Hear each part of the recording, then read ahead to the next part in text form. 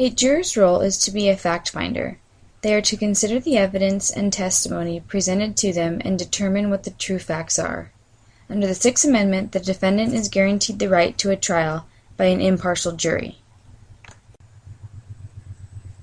During our court observation, we witnessed a jury member nodding off during closing arguments of a double murder trial, and several of them not paying attention to the important facts of the case. If I was on trial, I would want everybody to be paying attention to what was going on.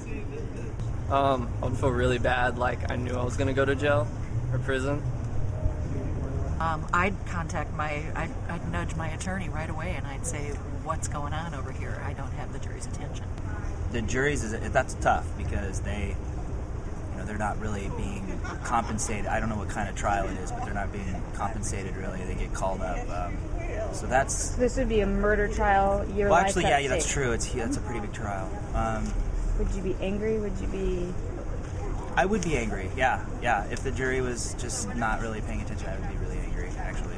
Oh, I'd obviously feel that my trial was being affected, that in fact I wasn't getting necessarily a fair trial. I mean, the least you should have out of 12 people deciding is have them be awake to hear all the evidence. Unless, of course, I was really, really guilty, in which case I might want them to sleep so they don't hear all the terrible things I did. That's true. So I would want them to be awake. I mean, it's hard to get 12 people to make a good decision if they're not paying attention and they're not listening to the evidence. Judges are responsible for seeing that the proceedings in the courtroom are conducted in a way that upholds the dignity of the proceedings and fairness in the eyes of the public.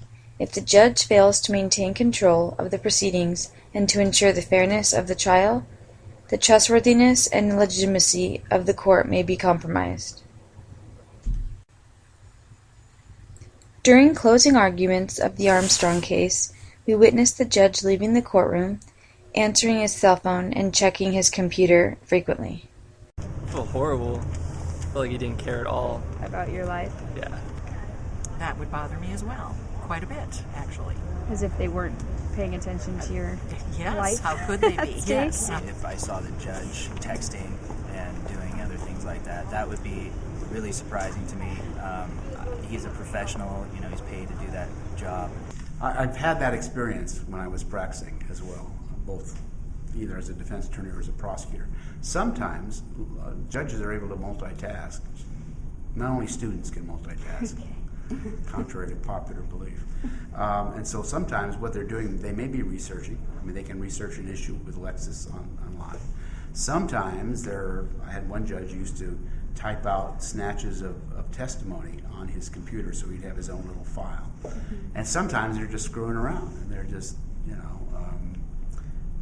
playing solitaire, who knows what. And there's not a whole lot that a lawyer can do about that. You can't demand the judge do something. It's the judge's courtroom and you're sort of there. It's like playing Mother May I in a way. The judge is the mother in some ways. And so you can't do anything unless the judge says it's okay to do. You can't criticize the judge normally. So how do you feel about it? You would kind of rather have the judge pay attention to you? What would I do about it? I'd probably tell my lawyer, hey, I don't think this is fair. You need to do something for me. Because as plaintiff, you really can't stand up in court and say, but your lawyer could object. I would want them fined and then get a new jury.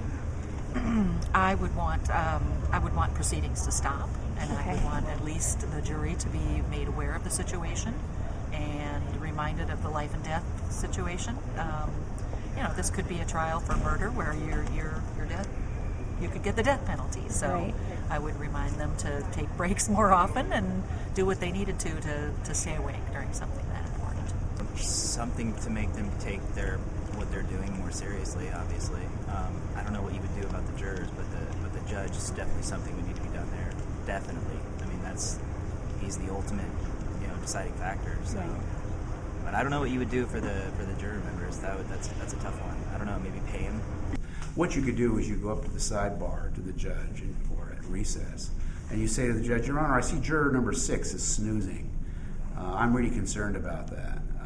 I don't think he can be a fair and impartial juror if he's not listening. Could you admonish him? That's the term you use. In other words, say to juror number 6, hey, you, wake up. do you need coffee? You want my bailiff to slap you upside your head? What would you like, sir, ma'am? So you can do that, and the judge will could admonish. Some of the other things that I used to do is there were trials where I would stand closer to the rail where the jury sits, inside the jury box, and speak louder and look at them so that they knew that I was giving them the stink eye, and so that they would pay attention. Walking into the courtroom, we couldn't have guessed the injustice our group would have witnessed. When you think of a double murder trial, you think of a packed courtroom, many motions, and attorneys defending and prosecuting with so much passion. What we experienced was the complete opposite. The courtroom was only half full, with only the defendant's friends and family, a depleted atmosphere with no emotions and very dull, uninterested attorneys. The jury, the fact-finders, the group of people who would decide the fate of this young man, were completely disrespecting their duties. On several occasions, they were seen nodding off and ignoring the proceedings. Even the judge, the person who resides over the courtroom to ensure the defendants receive a fair trial, was so disconnected, answering his phone, walking away while the attorneys were delivering their closing arguments, a blatant disrespect to the courtroom and to the defendant.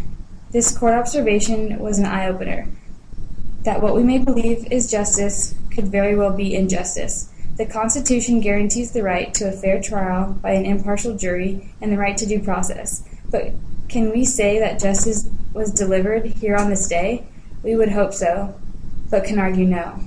What may seem like a fair justice system is in fact an unjust system. The way this case was handled, the Fifth and Sixth Amendment could be in question.